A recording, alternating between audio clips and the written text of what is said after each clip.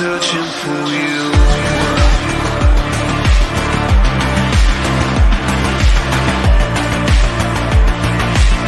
I'm still searching for you.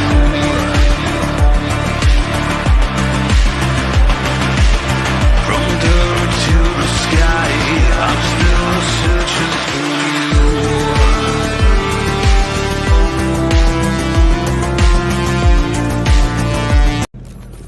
Wake the fuck up, samurai. We have a city to burn.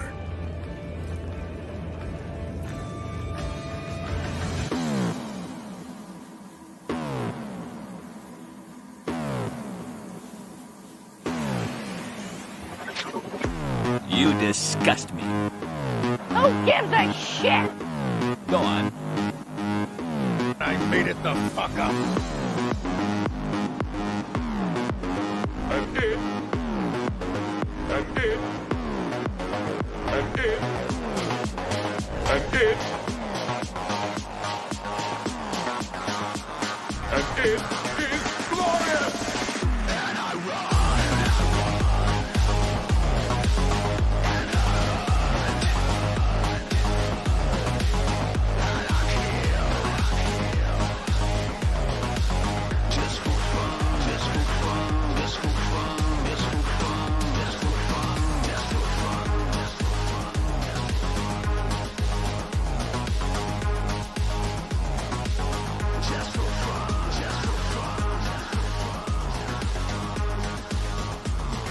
I'm sorry. I couldn't resist.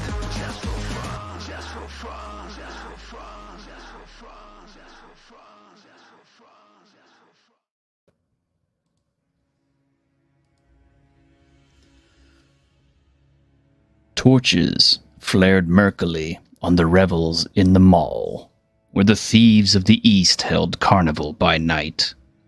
In the mall, they could carouse and roar as they liked, for honest people shunned the quarters, and watchmen, well paid with stained coins, did not interfere with their sport. Along the crooked, unpaved streets, with their heaps of refuse and sloppy puddles, drunken roisterers staggered, roaring. Steel glinted in the shadows where wolf preyed on wolf, and from the darkness rose the shrill laughter of women and the sounds of scufflings and strugglings. Torchlight licked luridly from broken windows and wide-thrown doors, and out of those doors stale smells of wine and rank sweaty bodies, clamor of drinking jacks and fists hammered on rough tables, snatches of obscene songs rushed like a blow in the face. Hello everybody out there in YouTube land. It's your t-shirted historian. Starting off tonight with something a little bit special. That was a reading from The Tower of the Elephant, written by Robert E. Howard. Yesterday was Robert E. Howard's birthday. He would have been 119 years old had he not taken his own life.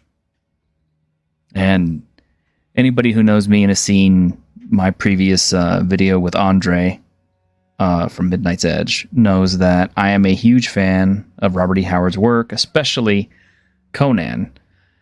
I grew up reading the comic books, and later on got to read my first actual Conan stories written by Robert E. Howard, and it was the published book, The Coming of Conan, which collected several of his short stories.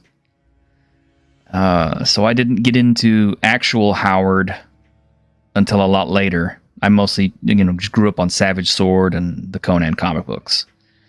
But even those comic books were great. So when I actually got to read the first real Robert E. Howard writing, I was so shocked at how amazing it was. His use of language is so florid, I know. It's, he's incredibly verbose, and that's because he got paid by the word, of course, writing for Weird Tales. But it's not so much that he's just wordy for the sake of being wordy. His words, his narratives and everything, they flow. They're almost a kind of poetry the way he puts them together, or he put them together, I should say. And it's not difficult to read once you get into the groove. And I just, after I read, the Phoenix on the Sword, the next story was the Tower and the Elephant. The Tower and the Elephant, Tower of the Elephant, I should say, is probably my second of all time favorite Robert E. Howard stories. My first being Beyond the Black River. But I didn't want to read it too fast because it was so good. I had to go back and kind of reread those stories individually instead of just trying to eat the whole book. And the reason for that is because, I had the simple conclusion, there aren't going to be any more of these. Once you finish with them, that's all there is. So I wanted to take my time and really absorb the stuff and enjoy it. And I'm glad I did, because I really did enjoy it. I do go back and I reread some of his work here and there. I'm currently actually working my way through his book of cowboy material. This one right here. This is the Riot at Bucksnort and Other Western Tales. Pretty good little book. Cost me a pretty good penny, but it's really great. And it reads so much different from his Conan stories. And that's really, I think, what I liked about Howard. Depending on what stories he was writing, the tone was so different between his books. He could put you into the mind of whatever characters he was portraying. And it was a gift that he had. And I really lament that he took his life at such a young age. Because I think had he managed to grow older and more seasoned and more prolific with his work, we would have seen some literary masterpieces as time went on that would have, really eclipsed what he had already written. I mean, I think that mind had so much, so much genius in it to put everything away that it did and be able to spill it out onto the pages the way he did. I visit Howard House once a year, usually during Robert E. Howard days. Cross Plains isn't very far from where I live. And I got to go there several times, without a crowd or anything. Just, I'd called up ahead of time and arranged to see the house myself. And every time I've come to his room, I know that the stuff in there is not actually his. They're donated things, and it's made up to look how his room they think would have looked at that time. And I see the old typewriter, and in the typewriter, it actually has a typed page of the last words that he left behind. And I'm overcome by emotion every time I see it. I come away weeping. I can't help it. It's just, Conan really means a lot to me. Because it was kind of always there when I was growing up, and it was always something to look forward to and enjoy every month.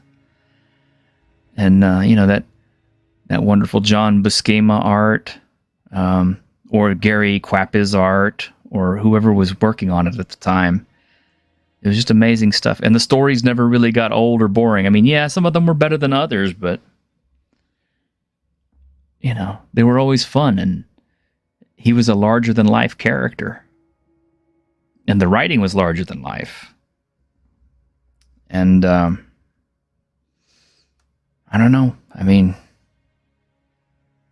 I'm sad that he's gone. I mean, obviously he probably wouldn't have lived to be 119 years old. He'd be gone by now anyway, but I'm sad that he didn't get to live longer and we got to see more of his work. But I am thankful that I have actually gotten to sit down and read actual Howard work, not Sprague de Camp or, Andrew J. Offutt or Robert Jordan or any of those other guys who came after or worked on his stuff later on. But actual Howard itself reads so different from all those other guys. And if you have a chance, I definitely recommend picking up an actual Robert E. Howard book itself. And they're still widely available, so they're not hard to find, But anyway, happy birthday, Robert. And what can I say? I'm glad people are still enjoying your work all these years later, and I don't think even you had any idea how big that you would ever become, how many fans you would really have, and how much your stories had an impact on fantasy fiction in the years to come. I don't think you'll ever see your greatness for what it's become. Anyway, what did I bring on my other guests? I'm getting kind of choked up here. Hey guys. Hey, you've got me at a loss for words. I do. well spoke. Well said. Well said. It's got me kind of realizing that, like, I've got a little bit of Howard on the shelf. In fact, before the show, I had to go get my copy of The Savage Tales of Solomon Kane, and I think I might sit down and do a little bit of reading on that, because I ought to go back and revisit some Howard. Optimus is a pretty big fan of Kane. Yeah, I'm a giant Kane fan, and I can tell you from personal experience that I was like you, T-shirt. I was introduced to Solomon Kane like you with Conan through the comics. It took forever for me to find actual copies of the original stories, and while I was waiting, I was reading some of his Conan work. By the time I got to Kane, it was kind of stark, the difference, because he created Kane earlier, wrote most of the Kane stories earlier, and you can see the progression of his work and how much better written the Conan stories are, even in the Kane stories. And even me being a huge Kane fan, I acknowledge that. So, truly. Yeah. Good. But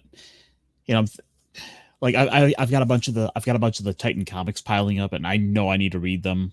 Like I bought them. They're sitting here. I ought to get to them. Maybe I'll do a little bit after the stream tonight. Yeah, I need to start getting those myself. If my finances, when they get better, when they stabilize, I fully intend to get the Titan books and finish up the Ablaze comics. It was actually kind of cool because, huh? Oh, the Sumerian? Yeah. Ablaze is a comic book company in France. And it was kind of funny because I was at Robert E. Howard Days a year ago, I think. And, I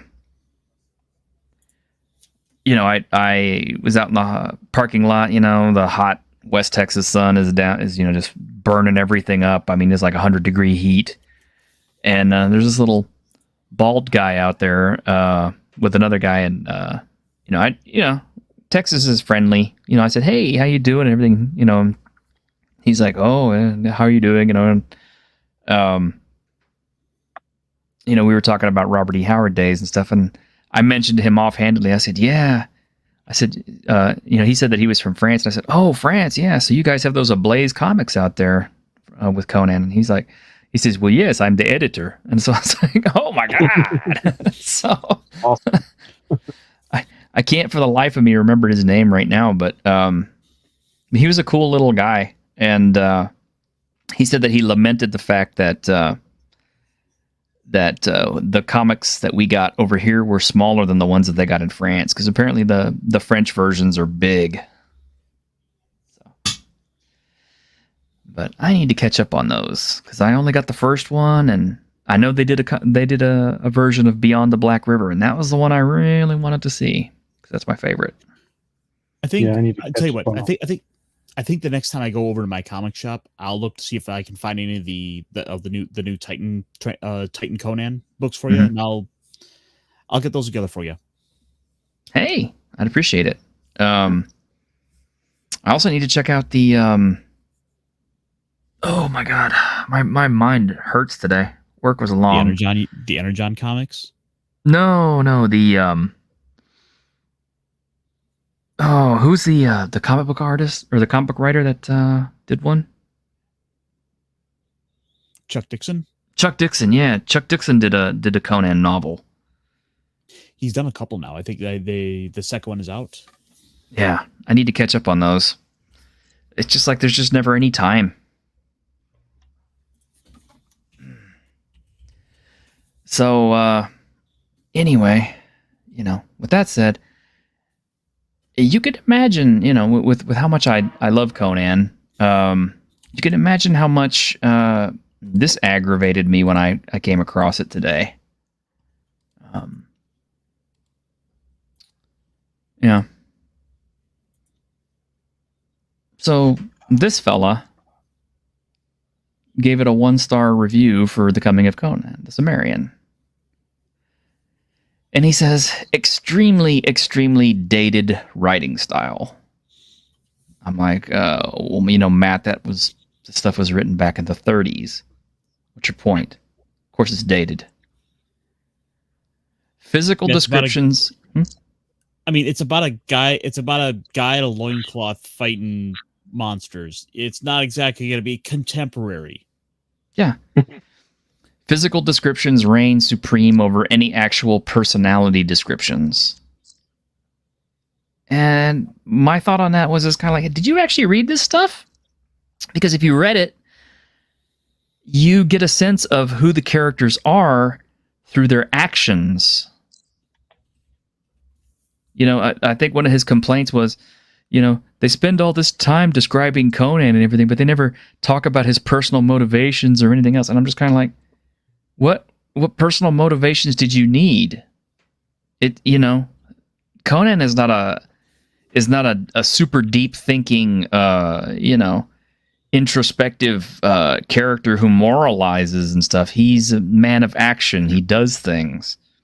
You get the sense of who his character is through the things that he does in the stories, not by him sitting around and going, I wonder if it is better that I take up the sword and try to free the damsel from the damned sorcerers, or should I stay content here and drink my sorrows away in this tavern and lament my fate? For he's not. Yeah, I felt that was always one of his selling points for the character. Yeah.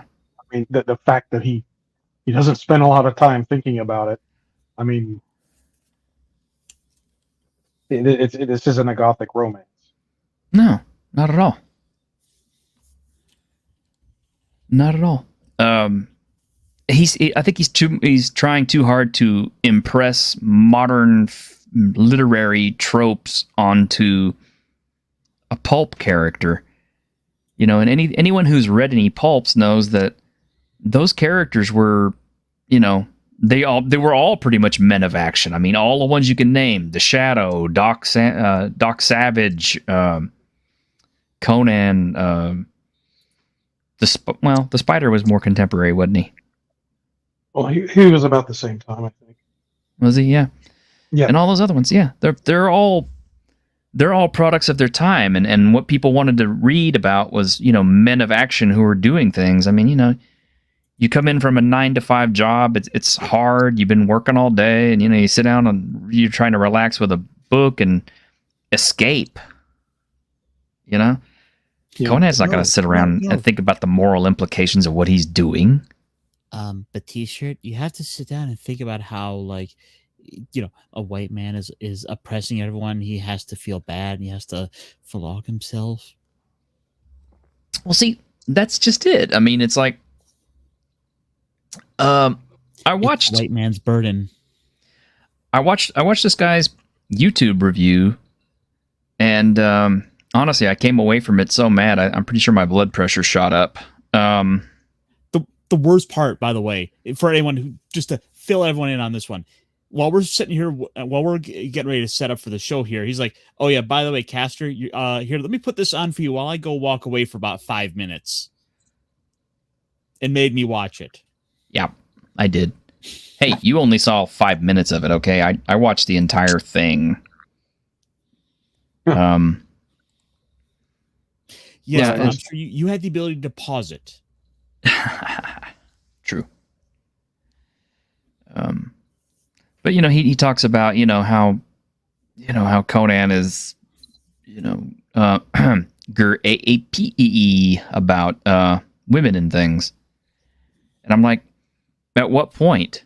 And he lies about things. He talks about how Conan is going after the Frost Giant's daughter in the story, the Frost Giant's daughter, in order to take advantage of her.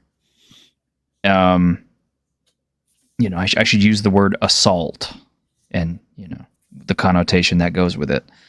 And the thing is, he neglects to tell his viewers that she has bewitched him. He's given no context to his readers about what's going on.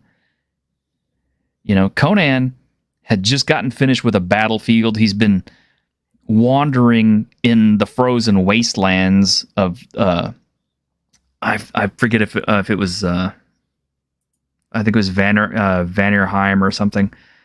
And he's hungry, he's wounded, and all the men that he knows are dead. He's not even sure if he's going to make it back to civilization. And this absolutely, just magnificently gorgeous woman appears before him and bewitches him, taunting him to chase her, to get her. Okay? So it's not as if he sees her and the first thing that's on his mind is, must get that. It's, she bewitched him. She literally was trying to lure him deliberately. And the reason is because her two brothers are a pair of frost giants who try to kill him. Well, he manages to kill them and continues to pursue her, and he's catching up on her, and she cries out for her father to rescue her from him. And her father, who is, Ymir, the king of the frost giants, saves her from Conan. And he erroneously says that, he kills Ymir too. And I'm like, no, he didn't. So, he's doing everybody a disservice by straight up lying to people. And this is not like a guy with like a few viewers, okay? I have less viewers than he does. He's got 17,000 people who are listening to him and, who apparently value his opinion on fantasy books. Guys, if what you want is a disingenuous representation of what this person has read and the characters he's read about, then by all means subscribe to that.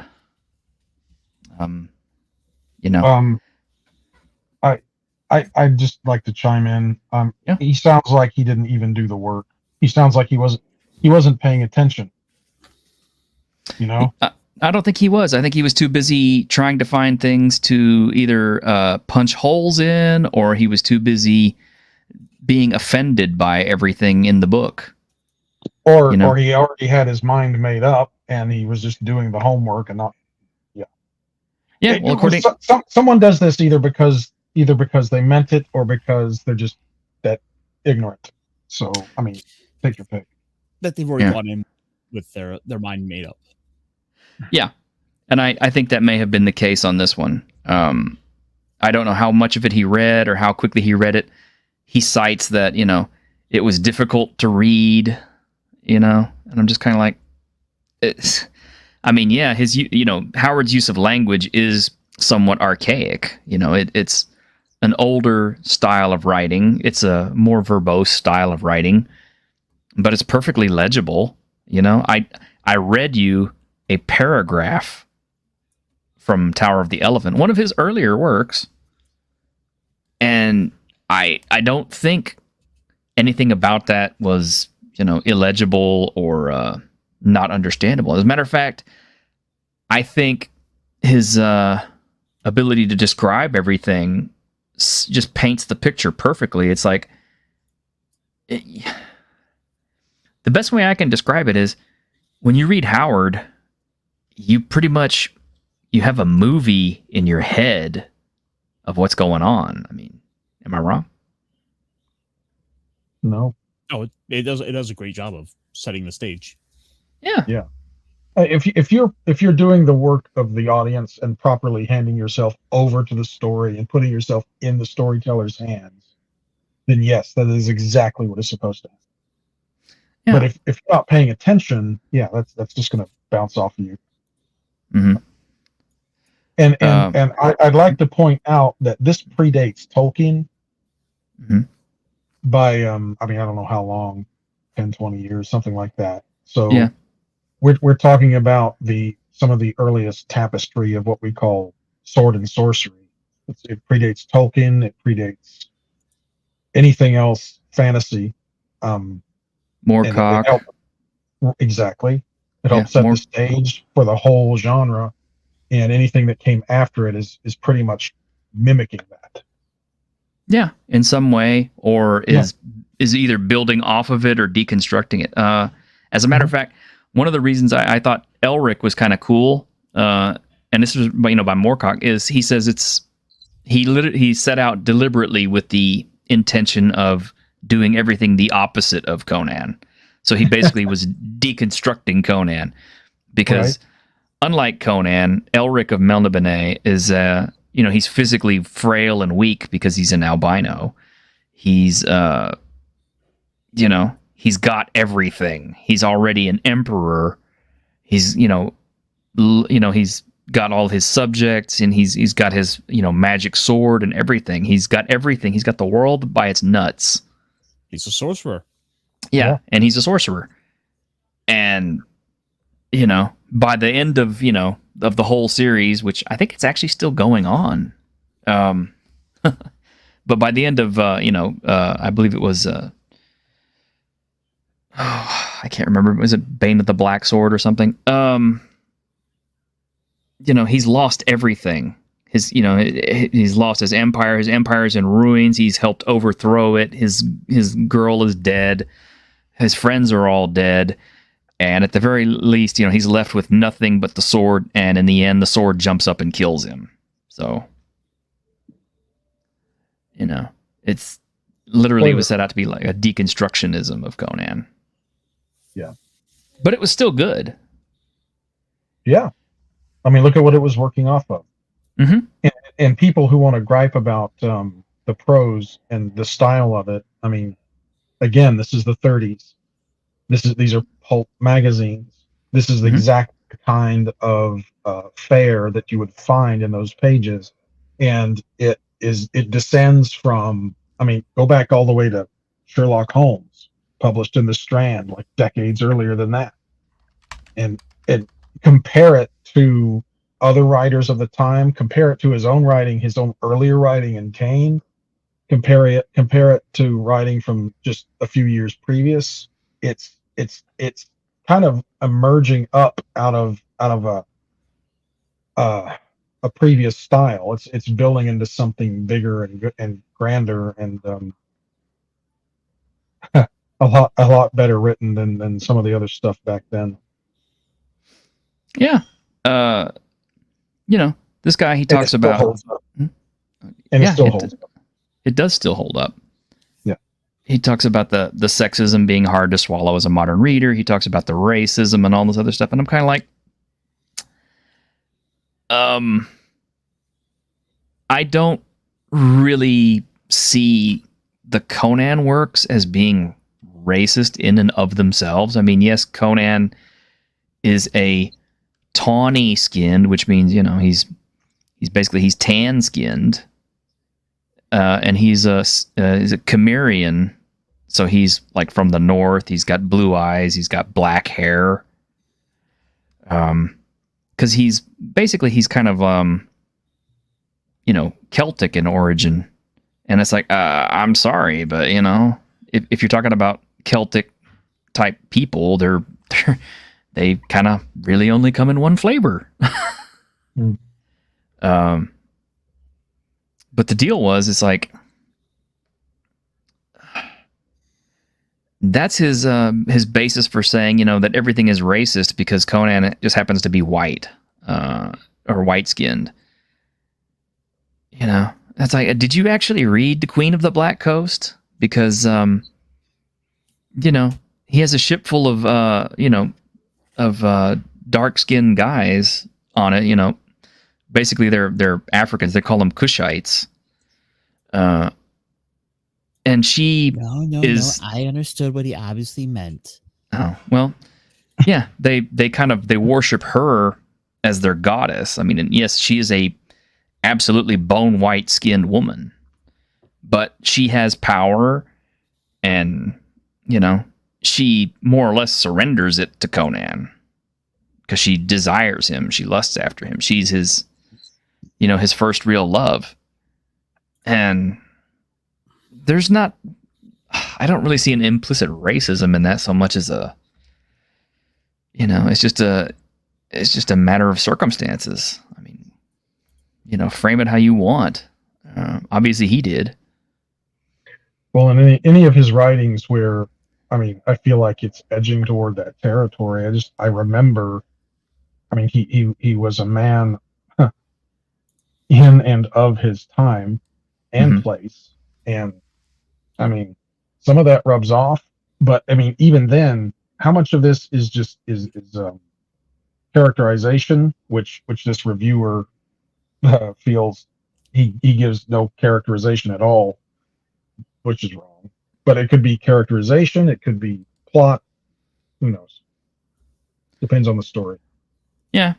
He talks about introducing other characters who were just there to make Conan look good, and I'm just kind of like, well, Conan is the hero of the story. Not to mention these are pulps. This isn't journalism.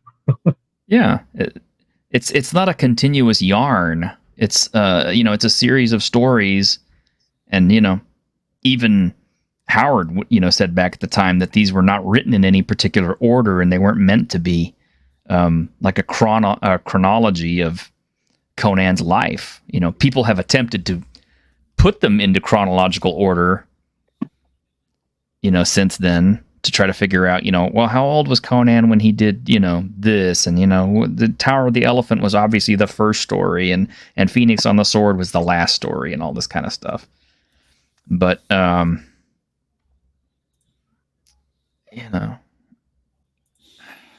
I'm really frustrated by that.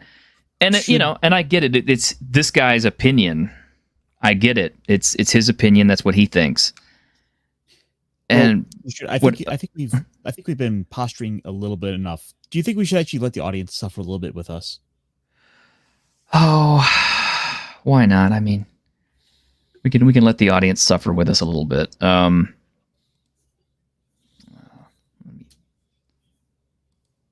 And then we have some good stuff for Howard and Conan. We do. Too. We do. I have to be totally negative during a show. So I do have some good stuff here. But let me see.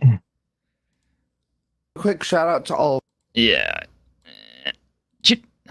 three and sorcerers and magicians, and the racism here is so in your face and it's so uncomfortable. Now So uncomfortable. He looks like the uncle you don't let watch your kids. Well, I don't want to cast, aspersions on somebody by their physical appearance or voice. But again, I get it. It was the 1930s. Things were super racist. Okay, not everybody in the 1930s was necessarily racist. Yes, there was definitely a divide, but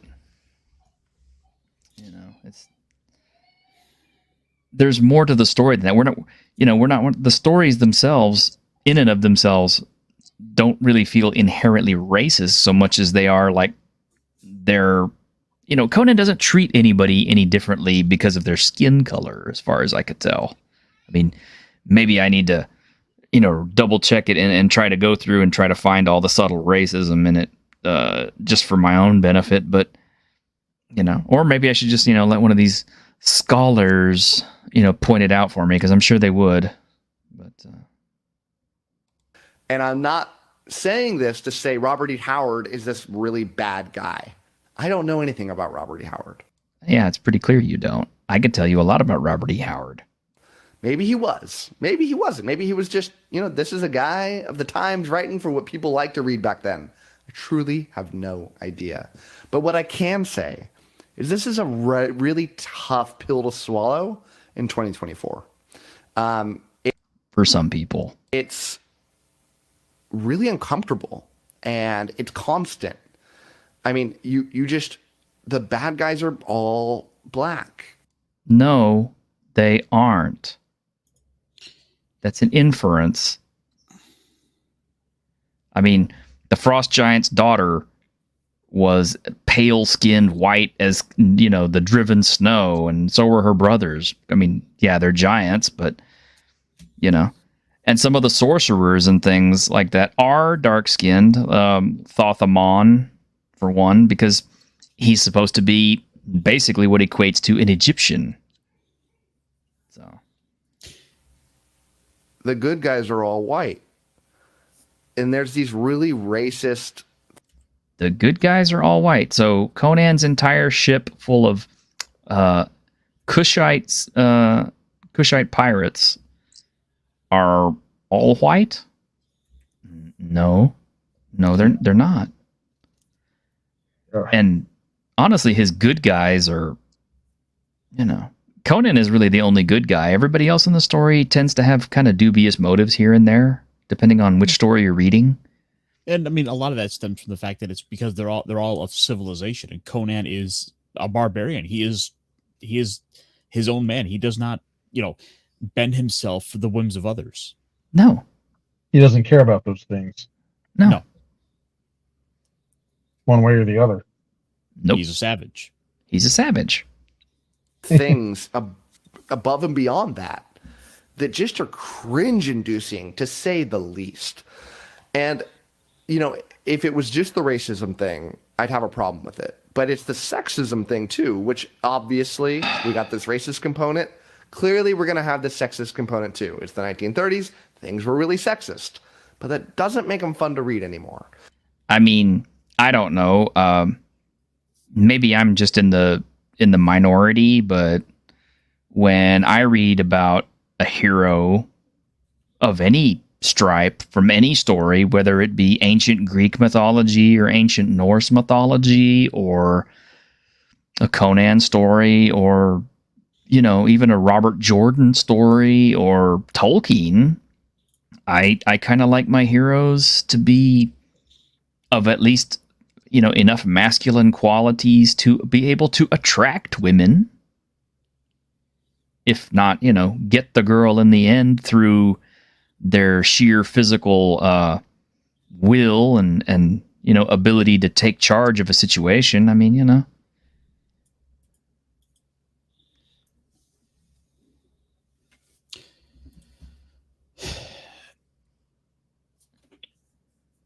Yeah, he's exactly the type of person in the Conan novels who would have looked down on Conan for, being a savage. True. This particular reviewer is exactly the kind of person that Conan would have opposed. Yeah, I remember the distaste that Conan had for ivory tower thinking and ivory tower thinkers. And this guy's a prime example. By the way, he does not like, he's not necessarily a big fan of Lord of the Rings either, and he'll tell you that in this particular video. Oh. Yeah, so double dumbass on you, sir. Then why is he He's reviewing? writing- I'm sorry, I was just saying, why is he reviewing fantasy? Yeah, that was kind of my thought too. It's like, now Now, truth be told, I haven't gone back and watched all this guy's other reviews on his other stuff because, frankly, I think, this was enough of a telling, video that gave me all I needed to know about his style of reviewing. I mean, if the first thing he's looking for in a story is it overtly racist? Is it overtly sexist? Do I like the way the characters are characterized? I want to know what the character's thinking. I need to know everything about the character. Everything needs to be implicitly spoon-fed to me because I cannot make any inferences based on descriptions or actions. T-shirt, you somehow managed to make me wish we were watching Jeremy Crawford instead. I mean, Crawford would put everybody in a coma. This guy just makes me angry. Like, I look at this guy and I'm thinking he's going to serve me like some kind of subpar hash browns. He looks like a fry cook. Well, I don't know if YouTube is his main thing or not, but and look, so I'm not saying that, like, I'm not saying it's like fry cooks are an insult, but like, whenever I go to a diner, he looks like the guy who's always like in the back cooking the eggs. Well, like I said, I don't want to go and slam anybody based on physical appearances. But anyway, yeah, at the beginning of the video, he says that the only reason he read this is because somebody won a contest on one of his sites or whatever, and as a result, the guy who won the contest got to pick the book that this guy was supposed to read to review. So that guy picked Conan, probably with the understanding that, it's like, hey, this is a literary classic type thing. This is, something that everybody always talks about. So let's see what the fantasy reviewer thinks about it. And, this guy starts off with, I couldn't finish this. I didn't even finish this book. I only got like a quarter of the way through it, or halfway through it, and I couldn't finish it. I only got like the first 9 stories, and there's like 12 of them in there. And I'm guessing he just skimmed them because he makes a lot of, erroneous remarks about what happens in the stories, and a lot of mistaken inferences about, the characters and the character of the characters and everything else. And it's just kind of like, if you're going to review something and call yourself a reviewer, I kind of, I understand that the workload gets to be kind of excessive, and sometimes it gets hard to fit out the hours in a day, especially when your job is reading something and then trying to post a coherent review. I fully understand that, and kudos to you for trying, sir, because, I've tried to put out videos and, I just have a hard time with it. But, if you're going to represent yourself as a reviewer, you kind of owe it to your audience to review things accurately. Objectively. Yeah. Because it's pretty clear that he went into this with a mindset that is totally not made for pulp fantasy. He feels like he should be reviewing, I don't know, poetry, literature, or something. I don't know. No, he shouldn't be doing poetry because Howard wrote poetry. Well, and my point is that he's coming off as like he's highbrow and above it all, and here he is reviewing fantasy. Well, he's got an MA. Exactly what it's for. Yeah, he's got an MA, so I guess he figures that makes him an authority. Yeah, and people who are lettered always think they know more than everybody else in the room. Unfortunately, it's been my usual, and Thank you for not making me suffer with his bad takes anymore. Yeah, I could only stomach so much of it. And T-shirt, did you point out that he released this review on Howard's birthday? I think I did, but yeah, he had the unmitigated temerity to release that review on Robert E. Howard's 119th birthday, which was yesterday. It's a day old. I did go through his comment section. Not everybody in his comment section agrees with him, and I'm guessing these are people who are subscribed to him. The back and forth on it is kind of interesting between some of these readers. But But yeah, all I can say is I definitely don't agree with this guy. I don't know how he got 17,000 subscribers. I don't know what 17,000 people would trust his opinion on something when it is so bad. But there you have it. If 17,000 people would like to come over to my channel, I promise you, at the very least, if I tell you I'm going to read something, I'm going to read it. And I'm going to read it all the way through and give you the absolute best take that I can, whether or not I agree with it. Actually, I'll be honest. I don't like to review crap that I don't like. So, if I'm going to give you a review, I'm not going to give you a review of something that I hated, generally speaking. But, what's this? Oh, Savage Sword. Yep. Yes. So this is coming. This will be coming out next month for comics. If we want something a little positive to kind of get the taste of that guy's video out of our mouths. Nice. Thank you. Yeah. So this is coming from Titan Comics / Heroic Signatures. This is the Savage Sword of Conan #1. It's got John Arcudi as the writer, Patch Zerker, and Jim Zub. Oh, Jim Zub's good. Is that a Joe? I'm sorry, is that a Joe Jusko cover? You've got a good eye. I know my Jusko because he did a lot of Savage Swords back in the day. So this is all new stuff then. Yes. Great. In fact, if you'll give me a moment, I will have a couple of other covers here I can kind of show off here, just to show you a little variety. For example, this will be this one will be Geraldo Zaffino. We have a guard bro.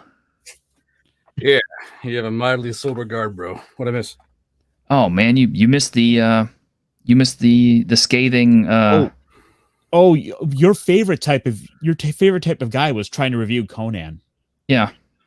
When you say favorite type of guy, what do you mean exactly? Oh, to make fun of. Do I want to know who it is? Is it a name drop? The guy gave the Coming Tales of Conan the Cimmerian a 1-star review. Yeah. Conan the Cimmerian. Yeah. Like Howard's original works. Yeah, it's a collected book of Robert E. Howard's original Conan stories. The Tower and the Elephant, I'm Black take Colossus. A wild guess here and say that he said it was too masculine, too sexualized, and not enough female verb in the main characters. Correct? You're close. Actually, here I'll repost it for you. I'm sure Hungar the Starvarian would appreciate seeing this. And here I'll try to show you some good things, like the art for a new Conan comic. Don't worry, we'll get there. But I'm just putting this up for guard, bro. And Hungar. Extremely dated writing style. Physical descriptions reign supreme over any actual personality descriptions. And his sexism is hard to swallow as a modern reader. Full review coming soon. Yeah, he decided he would. The modern reader. Yeah, he decided he would drop his 1-star negative review on Robert E. Howard's birthday, which was yesterday. Something tells me Robert E. Howard's gonna be fucked. Or would not. Of course, is anyone surprised here? Is anyone really shocked by the modern reader's take on a highly masculine classic as Conan the Barbarian? You know who doesn't care? Conan. Conan gives no shits. So what are y'all talking about today besides that? That's pretty much it. Yeah, that's primarily been it. Just a bunch of little Conan stories were kind of popping up, and T-shirts got a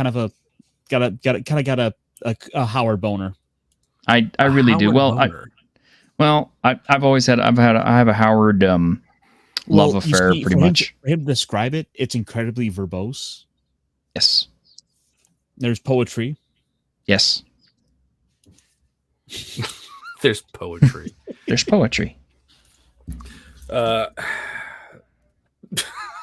So I've noticed a huge trend in this kind of shit. I saw that Conan thing on Twitter. I didn't retweet it or talk about it, but there was the what was it, the Was in Critical Role talk about the Gaza Strip and the new community guidelines from Catalyst. Catalyst, yeah. Yeah. What it's like there's never a dull day, man. I don't No. I blame the modern reader. No, I mean it's just, not wrong. activism land. I mean, Disparu put up a video today about the Magical Negro movie and how the critics are even saying it's garbage.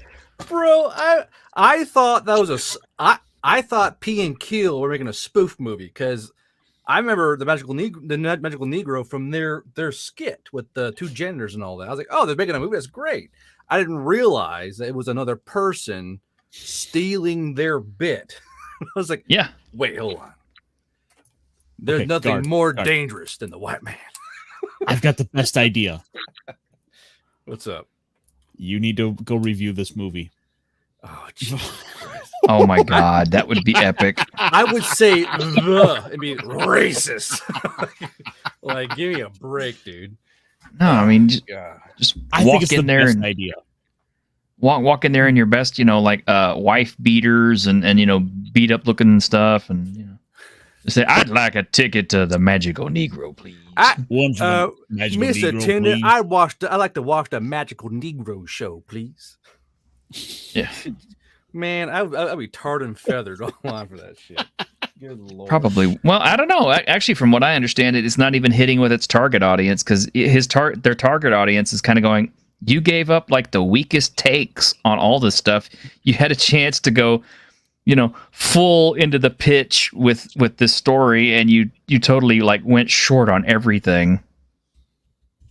So, even they're complaining that movie is not as extreme as it should have been. I still understand what I know. Not all movies should have a purpose. Some movies just exist, but I'm trying to figure out what the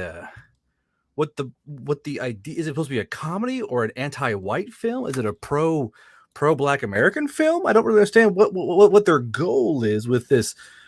And I feel like saying the words naughty, the Magical Negro movie. It's what they called it, but like when Yes. I say it, it's like, you watch it, there, white man. Yeah. I know exactly who's going to see this movie. Oh no. Oh God. Okay, like now hold on. This image is designed to offend everybody. I don't know.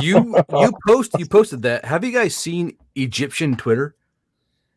No. Every once in a while, I dabble on Japanese Twitter, Chinese Twitter, but Egyptian Twitter. They think they have this head that the Southern whites are bad. Holy shit! Egyptian Twitter goes hard, all the fucking time, all the time, dude. Like when they made the Cleopatra Netflix series. Oh God. Yeah, like what you see the most of. I think that kind of caught them on to American Twitter because first it was that, right, and then they used the word "they" a lot, and usually with his pictures posted to it. Like, look how they try and rewrite history. Like one was it showed a sarcophagus face, right, and another one was like next to it was basically like a South African sarcophagus face, and I mean, look how they try and be cute and rewrite history. And I was like, what the fuck? I kind of dove in on that, and I was like, what the fuck? Because if it's on Twitter, and B, I guess because they're technically African, no one stops them from saying what they're saying. It's fucking crazy over there, man. Well, at least we're getting this in the right now with the anime localizations, as Japan is discovering that. Whoa, dude, that was so I follow Pulp Fan, and Pulp Fan is a interpreter in Japan, and I didn't realize it. Yeah, it's Michael Pulp Fan. I didn't realize how far that went on the surface. Like people weren't even realize it was localization. They're like, it's America. They really. I was watching him and another VTuber talk about it. And Japan doesn't give a shit about America, by the way. Like, nope. All the merchandise, it's hard to get here because they don't fucking care about the American audience. And when they realized that the localizers were like yas queening their fucking translations, they're like, wait, what? And they had no fucking idea. And like I had noticed, I think maybe Iron does as well, because Iron, you watch anime a lot more. And in T-shirt, do you watch anime as like on Netflix and all that? No, me watch anime? No, you never. What? That's silly, guard, bro. I mean, what kind of a weeb would I be to be watching anime? I mean, seriously now. I mean, come on now. I watch good, wholesome. Go back two DVDs. Yeah, I saw that. I saw that. What? Go back three DVDs. Which one? This one? One more. Oh, yeah. That's You learn a lot about a man by his anime choice. Yes, you do. Do you remember when they when Twitter made the one slave black?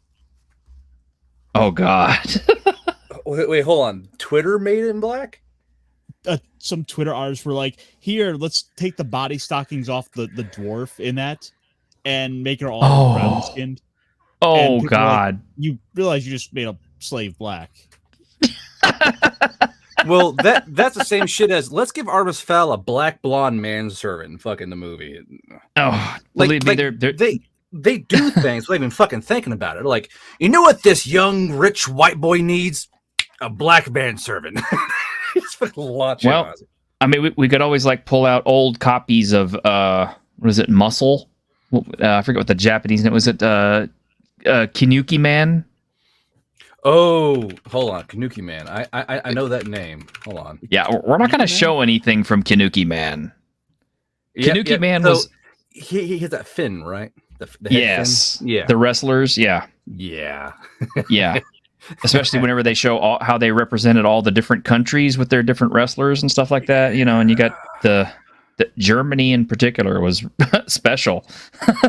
Let's see here, German. Yeah. Anyway, yeah, the Japanese. Anyway. Yeah, the Japanese do not give a shit.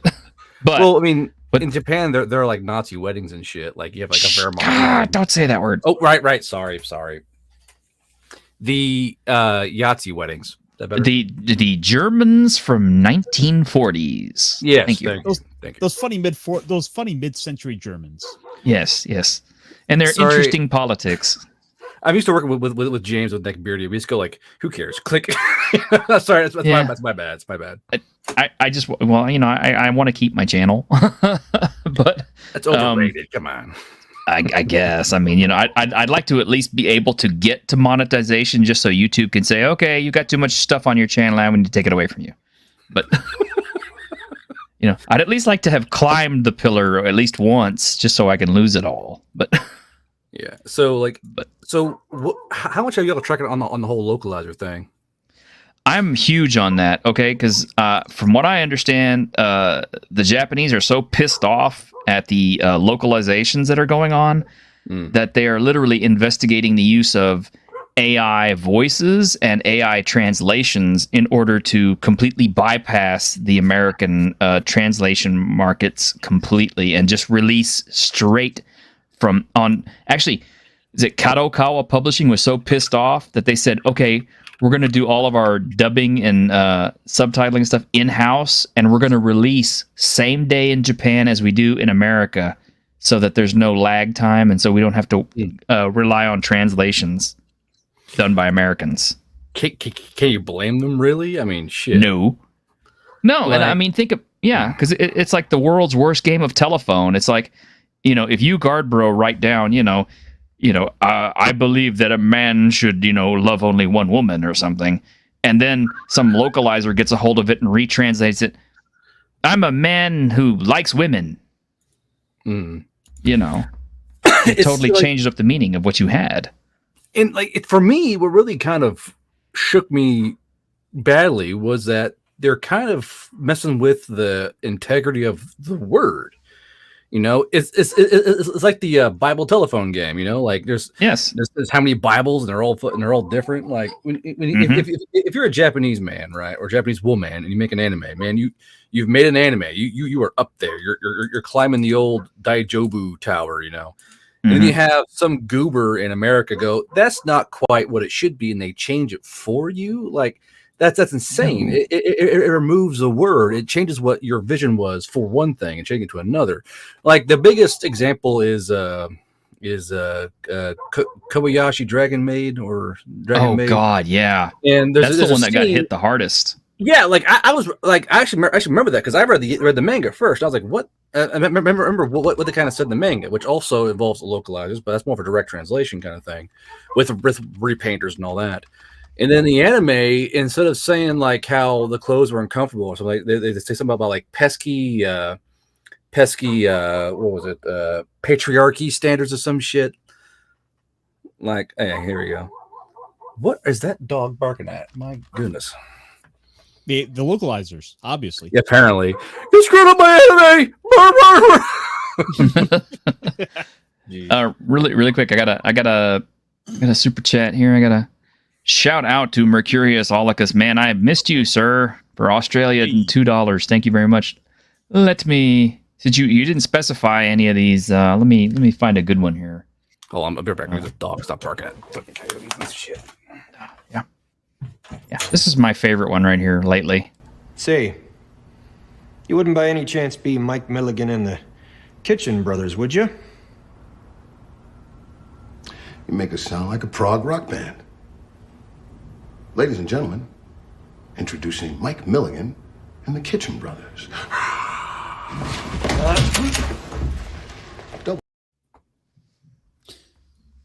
I love Fargo. So I was trying to go find there's an article from Niche Gamer that I wanted to go grab, and here's some examples of a bunch of the stuff that they were pulling up of localizers kind of running their mouths. Mm-hmm. Things like, let's see. Hi, I'm Rich. I work at Nintendo making Japanese games be English, but I don't speak Japanese. I just do the writing. I don't translate anything, but I will happily pretend I do and then make things up. But I will fucking own that shit. SJW feminist gamer all the way. Like I would be crushed to find out that. I mean, say like you like me. I want to get my books in Japan because a few Japanese folks who found my books and liked them. Mind you, we communicate via like Google Translate a lot of time via email. But like, imagine you branch out and you have fans in America. Like, oh fuck yeah, you got fans in America, and you find out all your lines and your scripts are being changed back and forth between someone's opinion. And imagine finding out that your fun little rompy anime has been politicized by your translators. That'd be crushing, man. That'd be crushing. It'd be like when we translated your books to like Spanish or to German. We decided to make the UN the good guys. Yeah. Could you fucking imagine? Like, it'd be crushing. Like, I cannot imagine how angry these guys are. And you put your trust in these people to. I know. You put your trust in these people to translate your stuff accurately and as you intended, and you find out it's being weaponized to further an agenda. It would crush me. It would crush me emotionally. Like you do all that work to get where you are. And some jock fuck over in America goes, you know what? We're going to take a shot at the patriarchy. Like, why? From it's not my fault here. I always try to slip a few mentions of Gamergate into my translations. Yeah, because that's what we all needed. So are these localizers on Twitter saying this? Yes. Let me actually pull up the actual article here because this is actually it's a pretty good article for this because this is Guard Bro. I had an idea for Veil Writers when you get it done. Since I was reading over your pages. Oh yeah. Yeah. I passed those along to the guys over at Evil Hat so that they could do a reinterpretation using the crew from Thirsty Sword Lesbians, and they promised they'll send me back a reinterpretation in a couple of days. Yeah, I bet they fucking will. Fucking. My war crime table guy, like, he's an ally. I'm like, I'm making fun of you. Like that got me angry, dude. I was so angry. He like like he's an ally. See, misgendering is a war crime. Like, I'm making fun of you in the background. Like, just I was having a meltdown on fucking Twitter.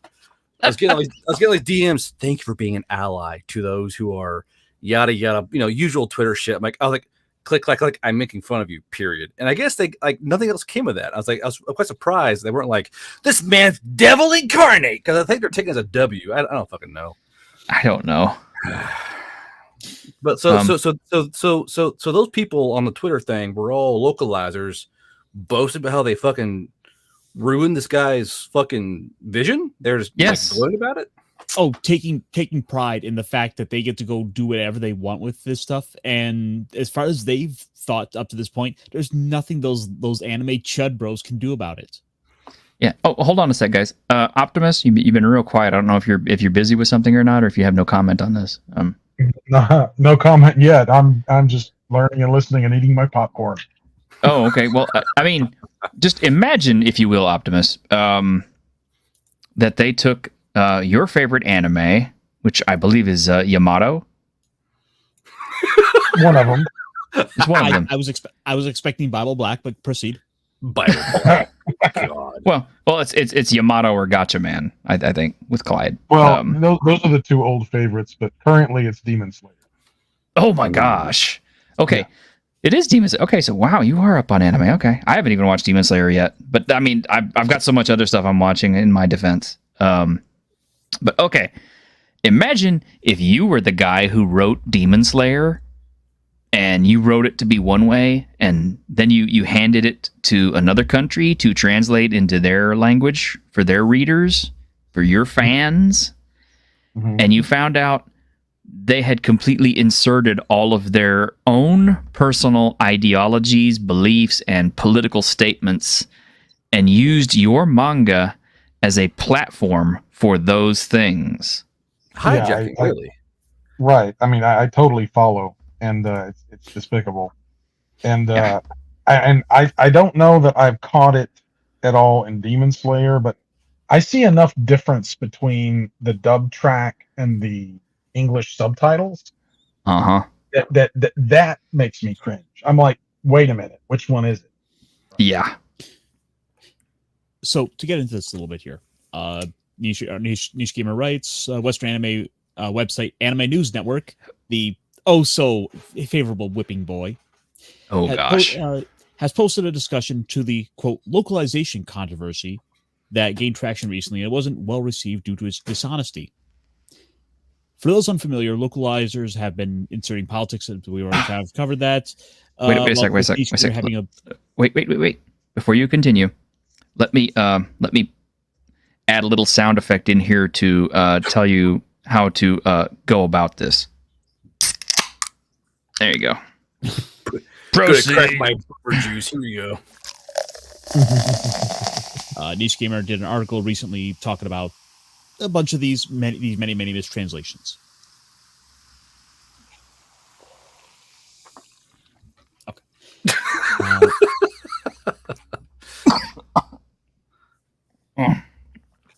The ANN article attempts to discuss the matter, but one comment rather perfectly described the whole thing. Not going to give ANN any clicks, but I'm guessing this is just another garbage diatribe that deliberately avoids addressing any of the criticisms against them objectively bad localizations while using deflection and misdirections to try to discredit it. The article is dishonest as it boils down to the topic, calling anyone criticizing the translators and localizers insecure chuds. What? God, chuds. Just that term now. Sorry, chuddy. No. It's... God. Why? I hate it. By the way, I'm not. We don't necessarily exist in a vacuum on these things. I have a friend who is of Asian descent, who lives in Seattle, and is aware of these things. And every once in a while, I will let them know about what's going on. And their usual response is, fuck them. I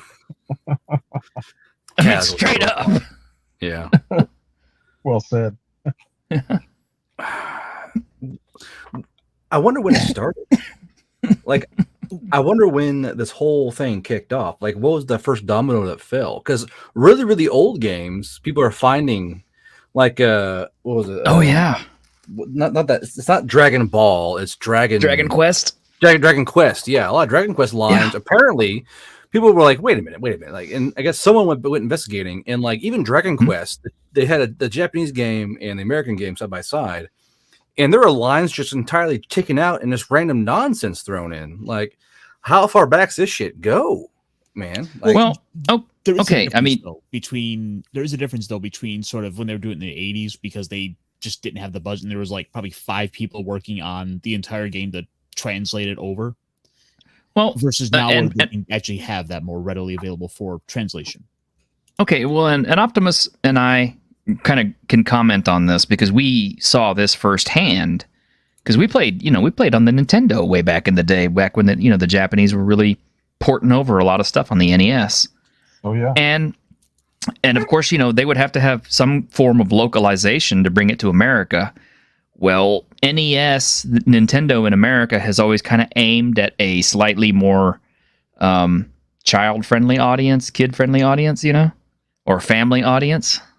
And so even back then, we could pick up on where sometimes the dialogue came across and it was altered for, local tastes because, obviously we wouldn't get the Japanese jokes and references and things, right? Right. And it kind of made sense back then because it was kind of like, okay, well, we didn't know any better. The internet wasn't widely popular, and Japan was this mythical country that we all wanted to visit. But yeah, as the globe started opening up and we actually started being able to talk to actual Japanese people in Japan real time through the use of the internet, and found out, oh, this stuff is wrong. Yeah. It's like it to me, it seems just absolutely disrespectful, if anything. Yeah. Like, yeah. Like you're given the task and given an innate trust by someone who made it. Hey, convert this into your language so your fellow native speakers can enjoy this content. And usually they're either they take on a contract or they volunteer or they're paid, and there's an innate natural trust placed within you to be original to the work. Now, not all words translate, that's for sure, especially in Japanese to American. English. Not everything translates over completely, but you can't just go full balls out with it. Go back on that one. Go back. Right. Yeah. Hey, this is Beckon besides, but do you know what Floridia later means? What the hell does that even mean? I wonder what the original line was, and for that, like, what was the original line they were trying to translate from that? Is my question. Yeah, because that's fucking crazy. Like, Beckon besides must be the. Is this that horse anime? It is. That's that racing horse anime. Uma Musume. Yeah. But like, what was the original line? What was the actual line they're trying to translate? Because that's fucking stupid looking. Yeah. Yeah, and I think this is where they're kind of talk a little bit about. The article brings up AI isn't quite there yet as a dependable source. Those speaking the article decided to insult the opposing side by saying they're merely trying to, quote, earn points in the culture war, when this is exactly what the localizers are doing by inserting basically exactly what they're claiming the other side is doing exactly what they're doing. Yes. Just like those who push modern day fetishism, gender ideology, the people in this article merely projecting themselves onto those criticizing dishonest localizations. And this is examples of that. I was trying to find a diplomatic way to word this, but hey, I'm among friends. That shit pisses me off so much. The discussion has nothing to do with translation anymore. Like everything else subsumed into the culture war. Insecure chuds transform into nuances into a blunt axe to grind. Any details or moments that doesn't conform their narrow ideology becomes Western in politics, poisoning the translations because there's no way a Japanese author or artist would ever see the world differently than they do. Yeah, but we're not getting their version. We're not getting their dialogue. We're not getting their stuff through. No, you're inserting your own fucking bullshit into this. It's not even interpreting. It's basically like subverting. Rewriting. Yes. They're co-opting a work and doing what they want so that they can say what they want. Yes. Usually being offended by the original material. Yes. Exactly. Like, you would think that there'd be like imagine like a Western leaning company, like, you know what, just give us your stuff, but we're not going to try. Like, you think there'd be a gap they can fill with like people who don't play in the bullshit, And I mean, it does make sense though, because like let's do a little thinky winky here. Probably all these stations are by California, right? Going from west to east, it all hits California first, and all the companies are there. The big cities are there. Either they're there or over in New York, where all the corporate offices. So you have all of these. I'm assuming all these dense locations of translators and everything else are all in these little communist states who want to, more or less transform everything. Like it's. The things were doomed when they landed at that point, The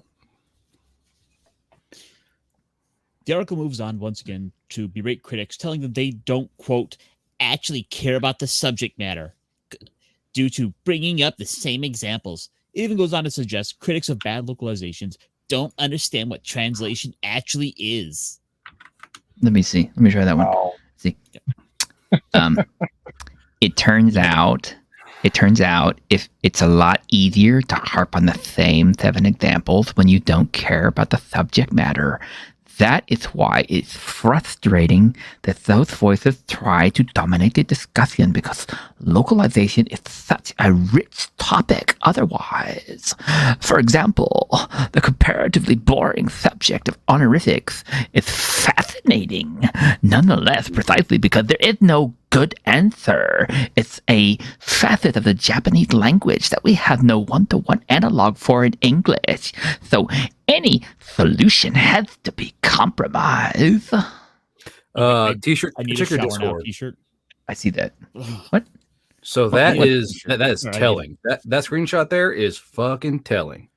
Oh my god. Hang on. Yeah, I gotta post that one. Let me save that. Why did you call it image? Do you know how many things I have in here that says image now? I have to like make up a word. Okay. Image 2261226. Pretty much. Yeah, not porn number 5. Mambo number 5. Oh no. This makes you wonder what happened to Mambos 1 through 4. They couldn't make it. They're too weak. That'd be cold. The strong could not survive. Only the strong may mambo. Yeah. Oh yeah, that's the most infamous example right there. Yep. But hang on. Here we go. Let me push you aside for a second. Mm-hmm. In response, Leonidakis confirmed that her work, and thus presumably all of her work, was explicitly not for fans who wanted accurate translations. This may surprise you, but I love the material, said the localizer.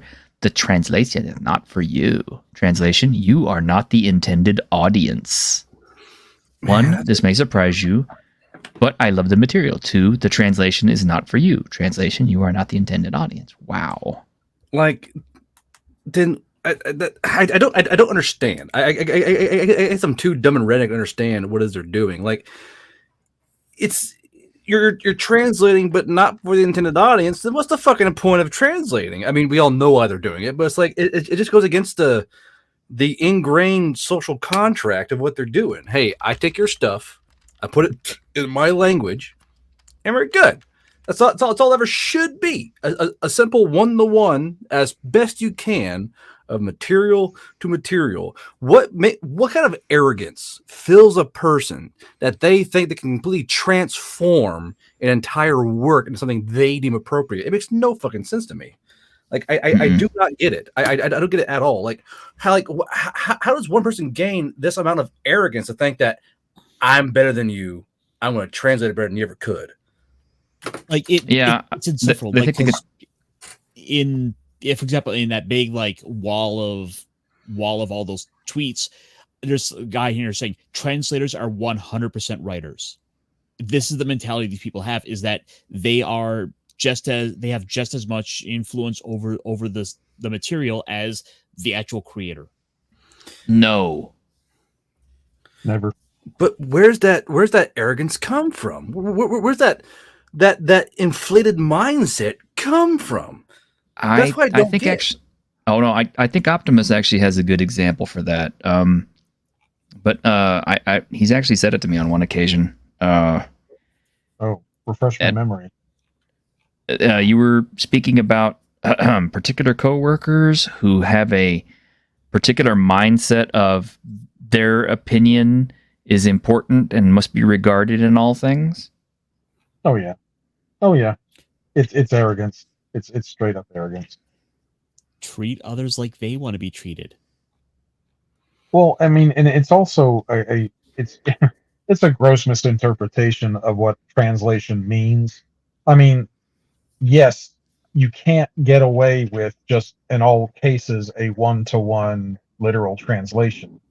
There are cultural things that have to be kind of danced around or reshaped somehow. But even then, that's not going in with the intention of inserting some political argument that wasn't there in the first place, or changing the material so that it serves a mindset that was not there in the first place. And all that business about oh, you're not the intended audience. Oh, so nobody else's money is as good as your quote unquote intended audience. I mean, what happened to trying to find universal appeal wherever you can? I mean, that to me is like, if I were somebody in the business office of wherever it is that they're from, I would be chewing them out right now. Oh, this is the worst part here, where like when we were getting to the 2020 with these series, and they started trying to work in social distancing into the script for a manga that was made in like 2016. Wow. No, they didn't. Fuck off. No, they didn't. Come on, man. Don't do what they this absolutely happened in Kaguya. Wow. And then they want us. Then they hold up as an excuse. There's just too much anime. Too much anime. What does that mean? Like too many series coming out that they have to all work on. So you'll have the same group of people work on like probably 5 series simultaneously. Do they get paid good money for that? I would think so. Money. It's about the power. Oh, okay. See, because this is the thing. I'm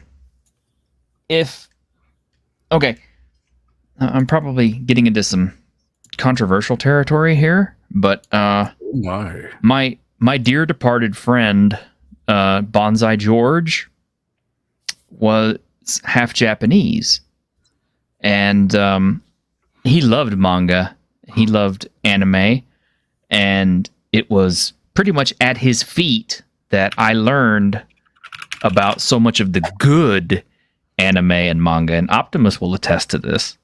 Yeah. I was there. Yeah. And through him, I learned how to appreciate it more and what was good and what to look for. But the other thing is, he was part of the culture back in the day of fan subbers. Because back in the day, the stuff wasn't so widely available, so the only way we could get it is through trading videotapes back and forth to each other, usually at conventions. And there was a network of fan subbers who would go through, and this still exists to this day, by the way, who would go and take material that hadn't been released in the United States and subtitle it all for the fans. They made it be the original Japanese stuff, and then they would use their software to basically print subtitles. And George would do this, and fan subbers didn't get paid Okay, they did this because they loved the stuff and they wanted more people to experience it and to love it. And it's possible that fan subbers could have gotten some stuff wrong. It's possible that fan subbers may or may not have put their own interpretations of things in there. There may have been mistranslations. I don't know. But I want to think that because George and this network of fan subbers love the anime and the word so much, I'm pretty sure that they got the translations as close as humanly possible to what the original intent of, the creators of those animes were. Well, would you like to see where that got us now with the modern day translators? I love this. Yes.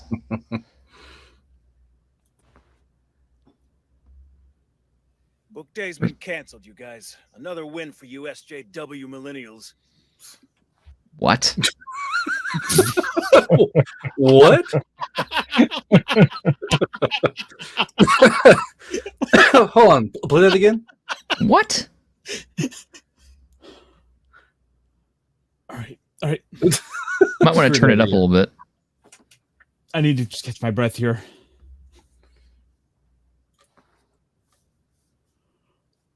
Book day's been canceled, you guys. Another win for you SJW millennials.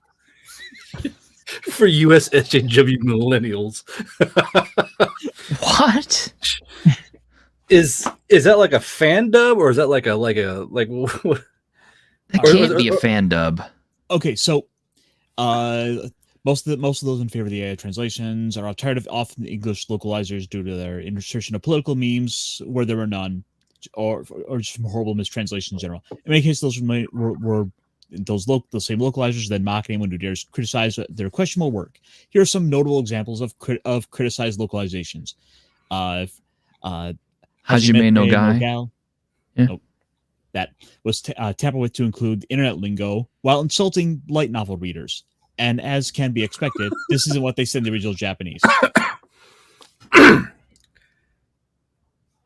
The English dub of Demi-chan that inserted the line about SJWs. What? You're some kind of social justice warrior? What? I'm pretty sure that Japanese would never use that word. Yeah, they would never use that fucking word. No, they wouldn't. What in the HE double toothpicks did that come from? What? Man, where's the integrity? Where's it all gone? Holy shit. That one's Tokyo Xanadu. The worst part is also like with some of the games, like for example, Fire Emblem, where they have the romance elements in there that in the Japanese script that are getting turned into "You're my best friend." Yes. No, they are not. Don't you put the evil. I come here and get so tired so quickly. The only relationships these localizers will allow is going to be these, LGBT relationships, because we have to hold that up, and we got to like cue down the same sex because that's normal. Fire Emblem is already come under fire so many times before because of some of the voice actors and their stuff. I forget the exact situation, but one of the guys who worked on it, pretty much they went to cancel town on him. Hang on, I need Garbro to read this. Okay. You make me so tired, Iron. you just sucked the life from me, dude. Thank you so much. You have my gratty diddly tood. What? T-shirt, clip that. I'm pretty sure that a Japanese man would beat each other in the street to try to say that in Japanese. You have my gratty diddly tood. It's just that's like. I mean, I was happy before I came on this podcast. I'm angry again. I mean, the Japanese do have some funny words that they use and some comedy stuff, of course, because they do. Original but I'm pretty sure that wasn't it. Like, it's why what? Like, it just hurts my brain. I guess I'm too stupid to understand what they're doing, but like, it hurts my brain because who told you to do that?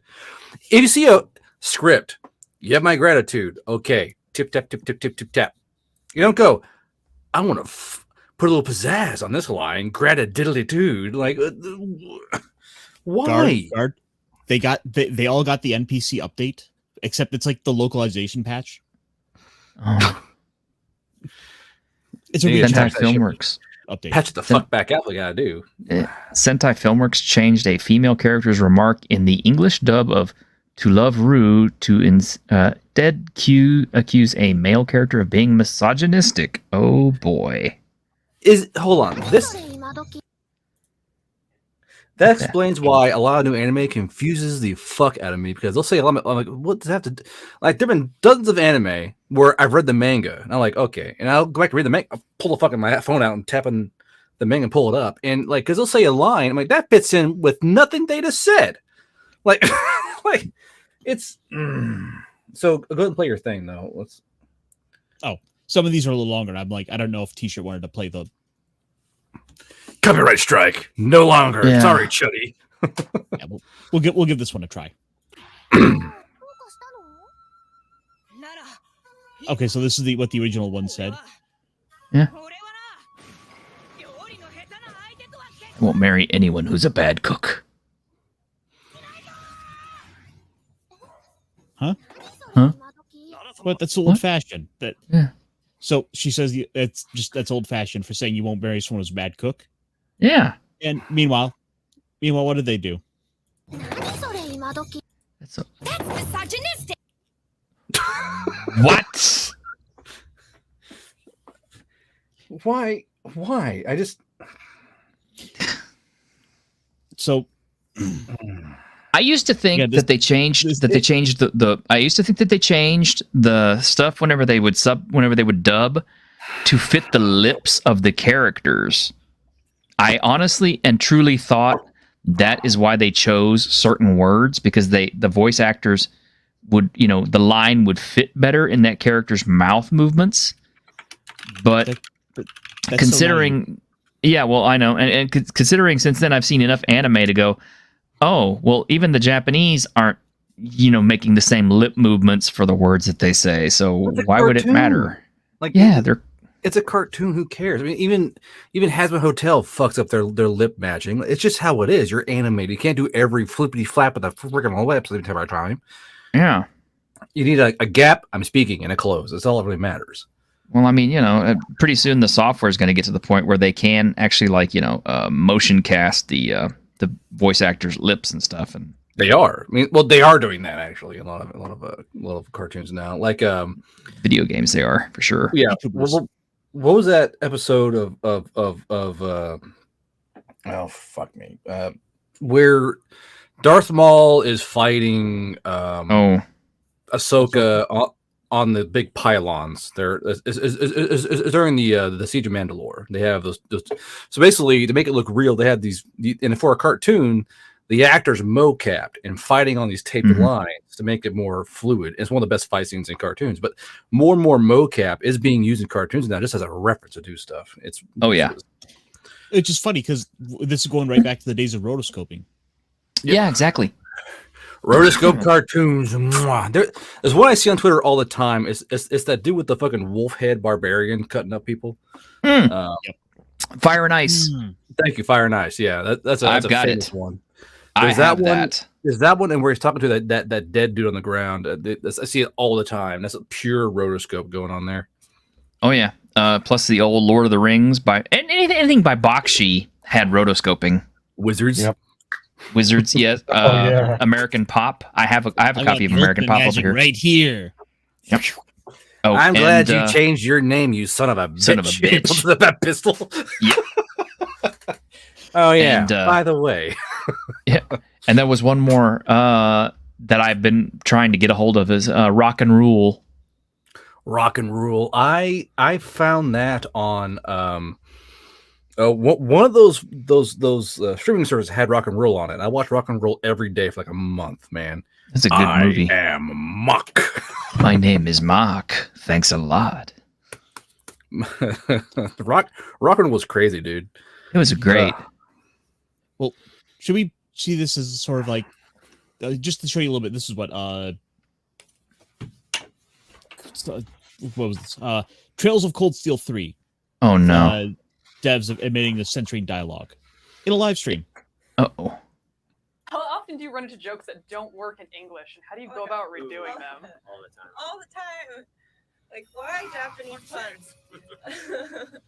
What? But Eric here is actually extremely talented in kind of manipulating Japanese puns. Even in Japanese, actually. Sometimes it's scary. I'm slowly learning how to say things that make people cringe in Japanese. Yeah, you won't need me anymore. Yeah, it's Leave it to hard, me. but I think that is part of localization because it's not him, whether it's a joke or Very not. We have to make sure that it makes, like, all the text makes sense, not just in the language, but in the culture that we're trying to. What? In the culture we're translating it to. So they're worried about offending us. Yes. Well, not us. No. Well, yeah, Americans. To the people that actually matter to them. The audience. Twitter, anime profiles on Twitter.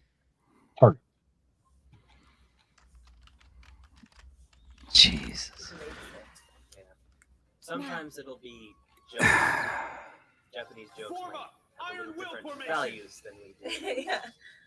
So things like we try to kind of work around things that might be a little sexist, for example, like in Japanese humor. And with those things, we like to try to make it more culturally appropriate for our players. And that doesn't mean it has to be made less funny either. No, not at all. Oh, we can still be funny. Even better sometimes. Let's go. No, you can't. It's even better. And we got a second No. clip here. That's not their job. That's not their job. Their job's to translate, not change. Like, even if a joke makes no sense in English, who the fuck cares? Just translate the damn joke. I love Scratch Point. Every time I see one of Scratch Point's tweets, I retweet it because pretty much everything that he says is on point. Yeah, I like it. It's about translation, no matter how much you want to misdirect to write off everyone discussing it. The issue has always been the loose approach with Japanese to English translation. Many bad localizations aren't political at all. They're just extremely unfaithful. I mean, yeah, I mean, it could be just called unfaithful in general, really. I mean, it's just, like I said, I don't know if I'm just fucking too stupid to understand why they do this, but it just boggles my redneck coal mind, I guess, why you can't just honor the terms and the source material. Like, I mean, sure, you can make your mama's lasagna and sub out ricotta for some fucking white sauce, but you don't change the entire goddamn recipe. You know, you don't sub in rigatoni noodles for lasagna noodles. You state the damn recipe. You can. I don't get it. Like, it's not just churning out beef for lamb. It's churning out beef for like soylent, earth-friendly green sausage. Like, it makes no sense. Yeah. It ruins what the product's going to be in the end. Like, sure, it all looks the same until you start pulling them layers apart. You go, this is not lasagna at all. This is something else entirely. And like the more I read these images, the more I realize that it makes a lot of sense of why all the shit on Netflix makes no sense with some of the translations, like out of pocket sentences or the strange sayings that don't match the current theme or situation on the actual cartoon. It all makes fucking sense now. Oh fuck! I found hang on. Here's this other article. There's this is what I was talking about with Fire Emblem. Just to bring this up. Fire Emblem Fates is equally notorious in regards to how it butchered the localization is. Only a few examples have been provided, where you're building up these little relationships between characters, and it's just complete silence. Meanwhile, here's all this dialogue that just got erased. They didn't even do anything with it. Wait, hold on, but why? Like, hold on. They knocked out all. Let's see here. This is like. Here, let me see if I can pull up. I can't even. Yeah, that's. Yeah. Even if I blew up your screen, you wouldn't be able to see it. So there we go. Like that looks like character development. Like, yes, and it's all. But why? Why would they cancel off all of this shit and make it fucking rolling silence? Why?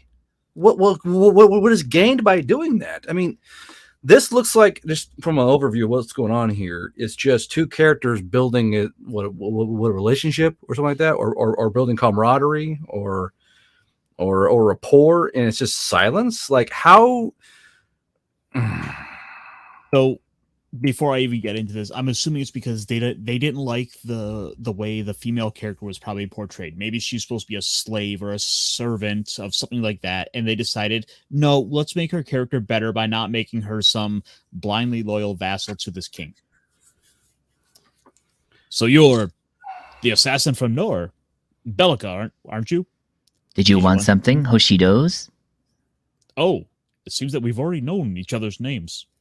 Yes, the name Saizo of Hoshido is widely known in Nor, the next king's faithful retainer, as well as an assassin of high ability. Same here. From a young age, to kill without hesitation. Rumors of a little girl that was a ruthless murder weapon. I see. How many have you killed? What's that question? You remember such things? As an assassin, counting is a daily routine in my job. But after I was taken in by Camilla, I stopped counting. I don't know if that's good or bad for me, only that it had changed. That's so. I've answered. So how about you? I can never forget. Even if I don't want to remember, even if I want to forget, the faces and numbers of people that I've killed, it's been engraved clearly into my heart. I see. So just from like a writing standpoint, this is extremely fucking important for these characters. Yes. Yes. Like just being like this Z-list celebrity I am, I know what writing is supposed to do, and writing is supposed to build characters. And they removed this moment between two characters and showed how their mentality is between killing and their job. I don't understand why they would do that. Like, I don't understand why they would remove these important constructs from these characters. I don't understand what is the point.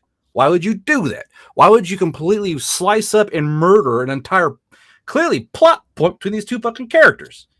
Like, because they can. This is insulting and degrading to this fucking writer, the guy who wrote this shit. Who, I mean, imagine taking all your time. You're thinking, I have to craft these. I have a short moment with these two characters to talk to each other, and because this is a game, so you have a very short amount of time to do it. You can't have it all be fucking cut screens.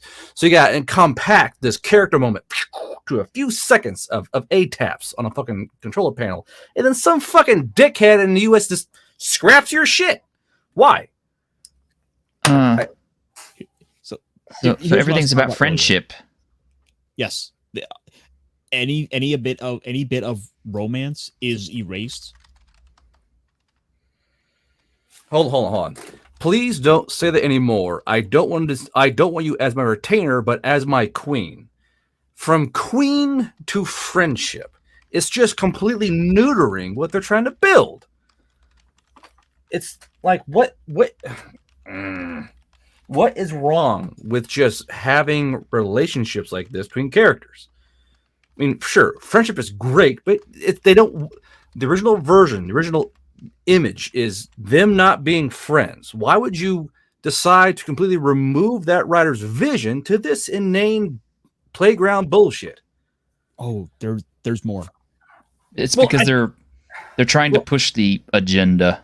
Well, I just don't fucking get it. I do not get it. I don't get how arrogant does a person have to be to think they know better than the fucking writer? The same thing happens with like these college guys. The brown tree meant his decisions. The guy goes, "Oh, it's a brown fucking tree." Like they think they can translate and see within the words themselves what the writer truly meant. No, just translate the fucking words, you code monkey. Just do that. Tap your fucking keyboard and translate the words. We don't care about the translator's vision or his ideas. That's not your job. Your job is to click your fucking keyboard and translate the goddamn words to English. Like, This shit pisses me off. I'm getting angry seeing this shit because I'm a fucking writer. If I found out some dickhead in, I don't know, Germany was translating my shit to what he believed it was, I would fly to Germany and kick his ass up the goddamn street. Like, that's personal. Those are my words you're changing. Those are his words or her words, they're changing because they think they know better. If I was that writer, I would get on a plane to US and track this dickhead down and kick him in the goddamn street because that's his creation. That's his work.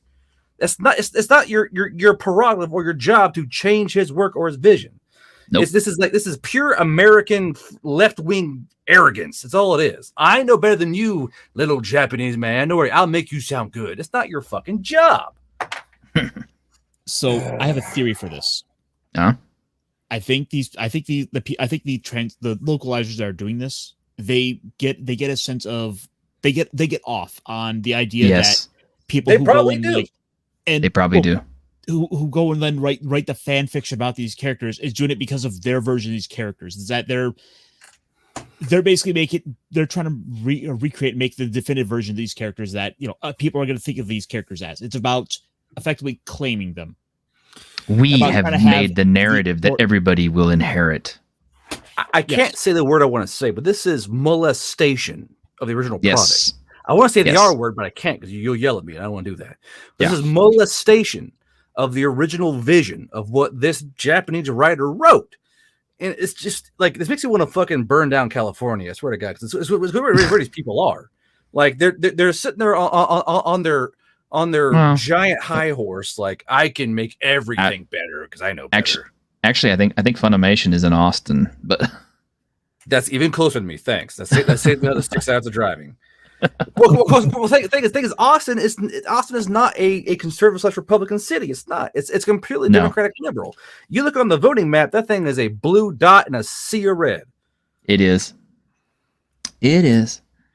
Crunchyroll Games removed a feature in English version of Danmachi Memoria Freeze where you could touch female characters. And those in charge claimed the removal wasn't censorship, that it was a matter of what is and isn't appropriate for English audience. Well, this is the arbiters of morals. Hooray! I mean, who are they to say what I'm is not appropriate disputing for us? Man, you have no fucking idea. I mean, the emails I get of people, fucking random nobodies who are like, "I think you should do this. I think you should mind your own fucking business."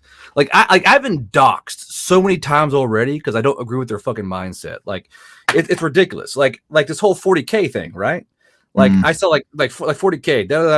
There shouldn't be female space. I had people doxing me and trying to say I was divorced and losing my kids. Like they get so mad when you don't allow them to have that control over you. And it's fucking insane. These people are insane, and they think they're so correct and so much better than you that they can somehow have a higher morality over you. Well, what Slappy gets face, me, what the fuck? yeah, What the fuck is slappy face? What does that mean? I don't even know. This is what you but get the thing, from official translators. yeah, part of the thing too is these people are who do stuff like that.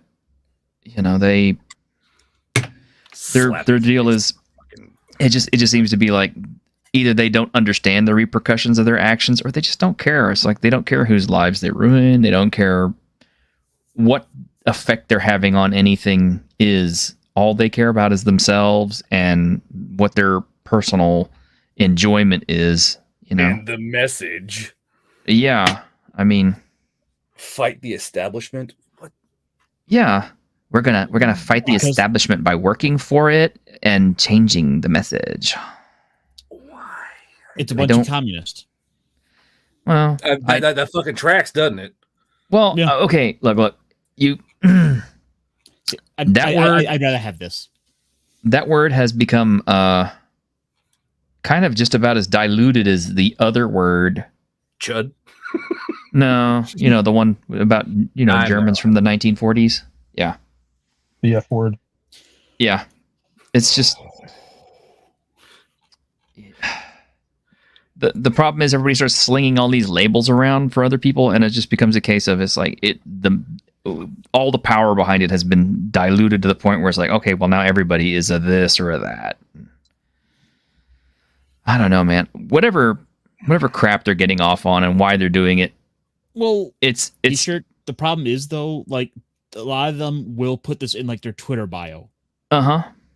So it's the thing is we don't have a whole lot of the only people who go around claiming to be those funny little mustache Germans tend to be federal agents, whereas the ones who are in anime localizations do claim to be communists. Yeah. Mustache.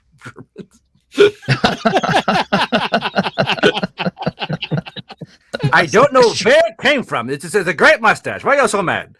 Look, it's just a style. Charlie Chaplin enthusiast. Yeah, Charlie Chaplin I'm just enthusiast. a big fan of Charlie Chaplin. Why are you always pointing your finger at me? I don't get it, but That's where my toothbrush went. yeah. Oh God, I'm gonna have to get this video taken down. Clyde was saying something. No, this is put this up. Anime, like, I'm so sorry. You're gonna have to go back and watch all this and clip it. I see. I can understand what a historian does, but I got so tired of hiding, dude. Like in my books, I got so like right now. I'm pretty sure I'm shadow banned because I have 1.2 K subscribers, but I get like roughly about 300 views per video, and then like. You know, I have guys going, you've put out 4 episodes? When? Like for the last couple of months. I didn't know they were even up. Like at some point you get tired of being a good boy. You just be a bad boy for a while. And like I gave up being a good boy. I've been bad for so long. I can't go back. Cause you know, you toe the line for these people and you don't get anything out of it. They still hate your fucking guts. Well, that's true. And like me, I broke. Like James has a button he'll push, doesn't turn me off on the fucking podcast or videos. Well, the thing is, it's like, okay, the companies that do actually, you know, bend the knee for these folks, and do everything that is requested to the fullest extent of what they have requested, end up, you know, either neutering their product so much that nobody wants it, and I mean nobody, not even the original audience that they were trying to cater to. But then afterward, all the people who were screaming about it, you know, they just kind of like leave the building burning in ruins as they walk away from it and go on to something else that they want to destroy. And I learned these people. Well, I learned these people ain't gonna buy my shit anyway. I learned well ago these do air quotes people are not gonna buy your shit anyway. So why do I care? Like, you know, these people dox me as much as they want. I got a Kiwi farm thread. They're never gonna buy my shit. So I stopped caring. I do not care anymore. I'm going to say what I want to say. And if you don't like that, go pound sand. What do you do? Cancel me? I'm my own boss. Mind you guys can't do that, obviously, but I can do it. No. That's why people hate me so much. Like, you can't control me. I'm a rogue element they have to try and squash with fear. But I live in Kansas. I have a bathroom gun. I'm not afraid of everything. I have a toilet revolver because I will not be naked and afraid. I'll be naked and armed. It's very different. But like you or Ironcaster or maybe Clyde, I don't know. Like, not everyone has that ability, and that's what's going to happen. Caster is like, we're going to find out that Guard Bro died, and the cause of death. They're going to find out. It's like, well, he was in the shower, and you know, he was playing with himself in the shower, and he accidentally grabbed the revolver and pulled the trigger and. No, blew a hole in his nuts. It just went off. I don't know what happened. You see, someone tried breaking in, and he got a raging hard on at the thought of someone breaking in. And he finally just used the toilet gun, and then he died of a heart attack. Yes. I don't know. Imagine being that corner. What the fuck?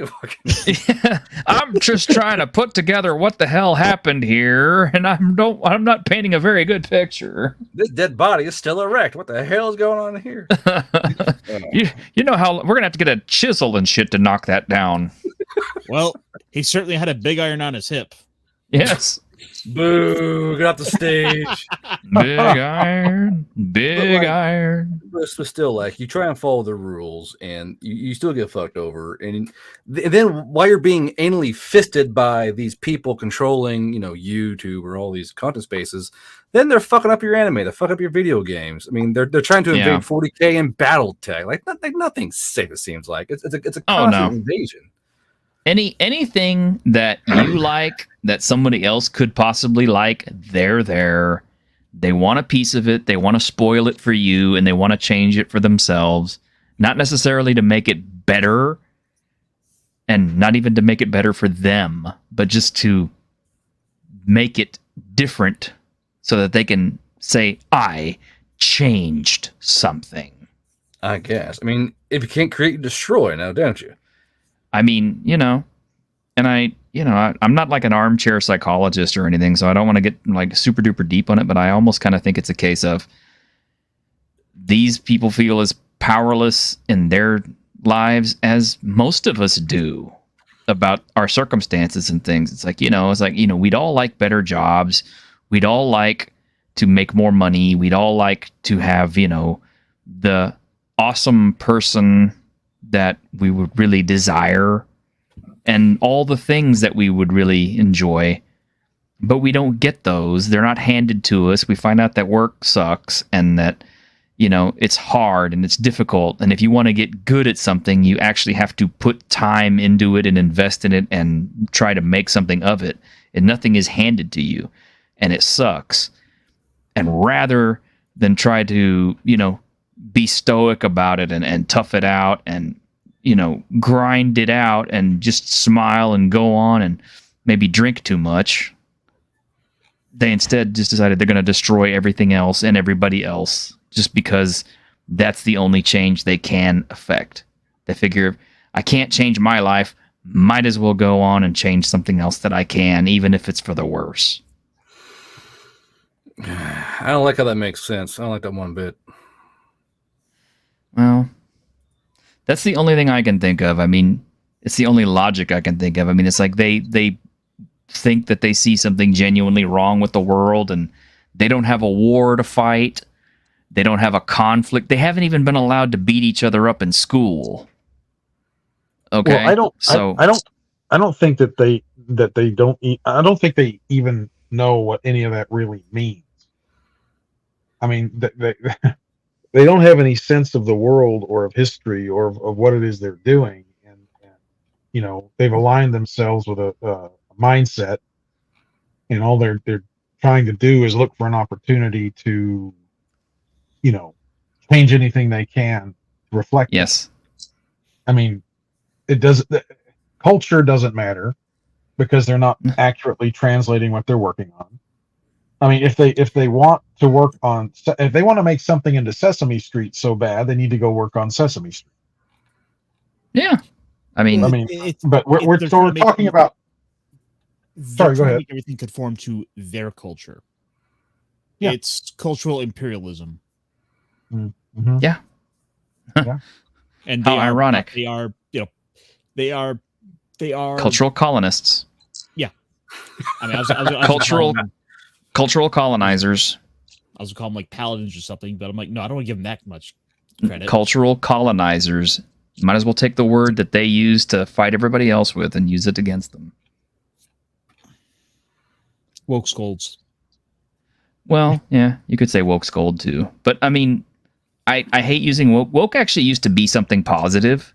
If you were woke, that means you were woken up to, what was wrong with the world and you saw what was wrong and, but somehow, at the same time, social justice warrior or SJW was in its own way. It started as a positive phrase, but then the usage of the word changed over time. Yeah.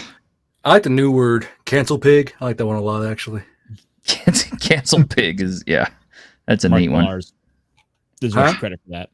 Yeah. Yeah. Like and they can't cancel him. I like an audible chuckle when I saw that. You fucking cancel pig. Like, cancel pig. All right. That's a good one. And I don't get it too, is they want to go after these really big targets like Mark Millar, and I'm kind of like, buddy, even if you did manage to get him canceled and stop all work for him, the guy's sitting on like $14 to $15 million. The guy has the Netflix deal that all these motherfuckers want. Yeah. But I mean, the deal is like, he's got so much money that he could stop working and just cruise. Most of us are getting by on, paltry amount of money.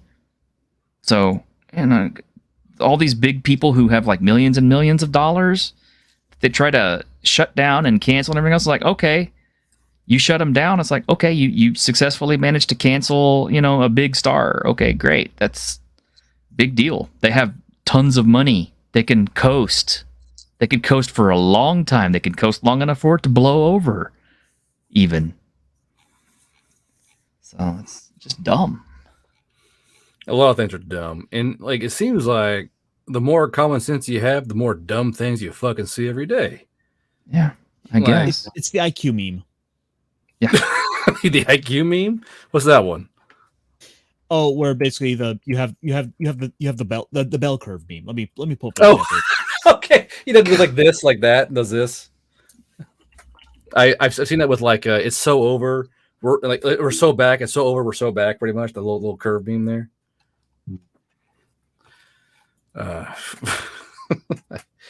Jeez. I feel old because there's some memes I don't get. I gotta like look at like, wait a minute, let's go. Well, that's like me. Meme study.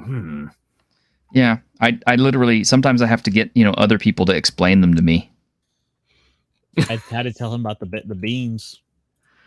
Yeah. Oh yeah. Yeah. I told you. Have you seen that one yet, bro? The beans? No. Have you seen the beans? The beans? The beans? Yeah. This motherfucker eating beans! Wait, no, it's not true, it's not true.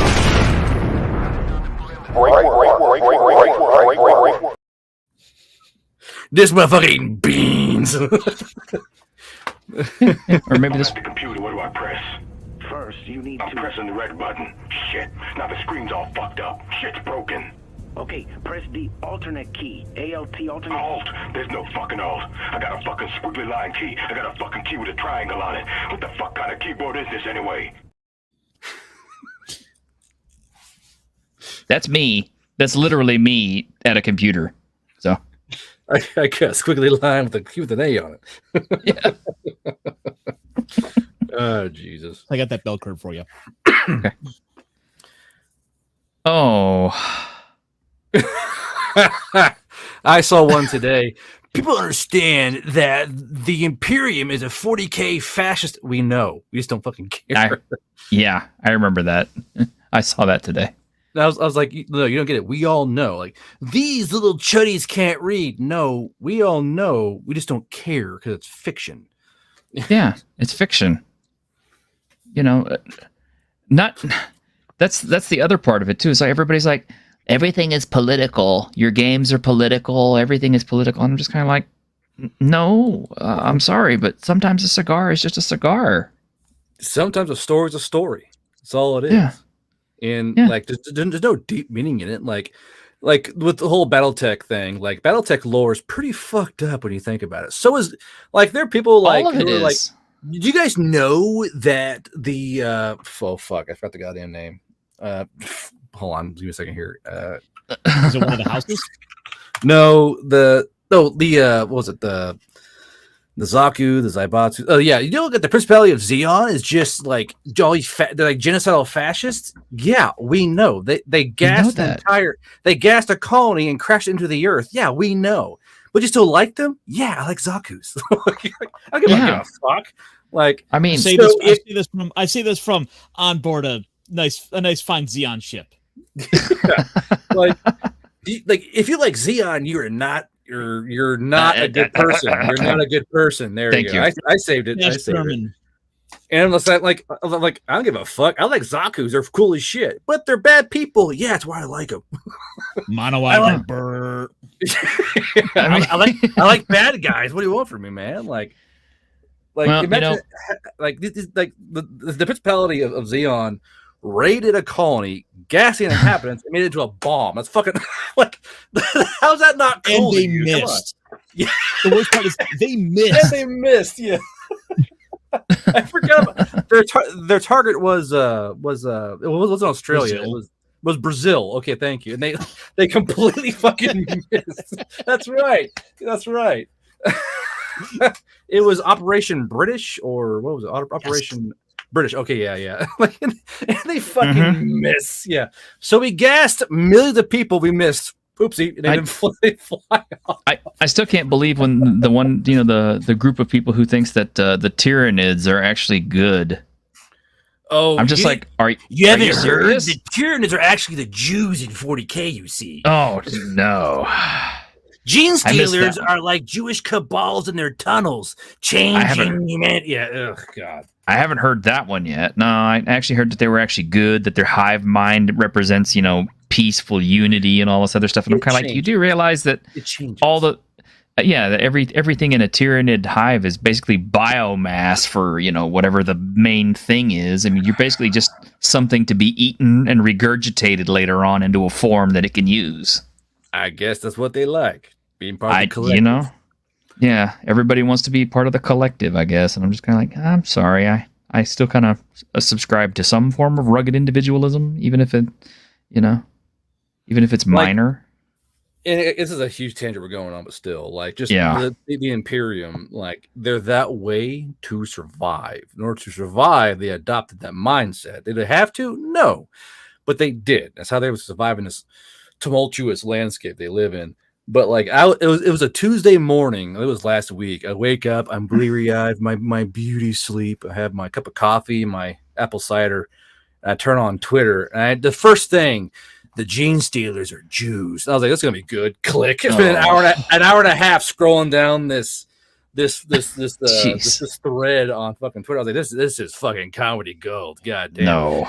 Because and thing is, it was like the rainbow flag accounts going because you see, they know the gene stealers are like Jews because they subvert the current population of a planet and change them slowly from the inside. I was like, no one saw that but you, or like how.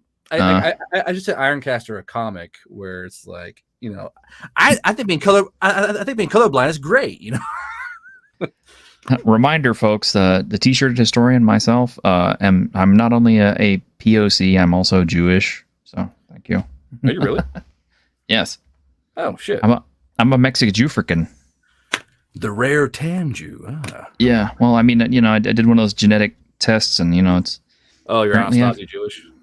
Yeah, well, European Jewish, Northern African, and of course, like pretty much super duper lots of indigenous.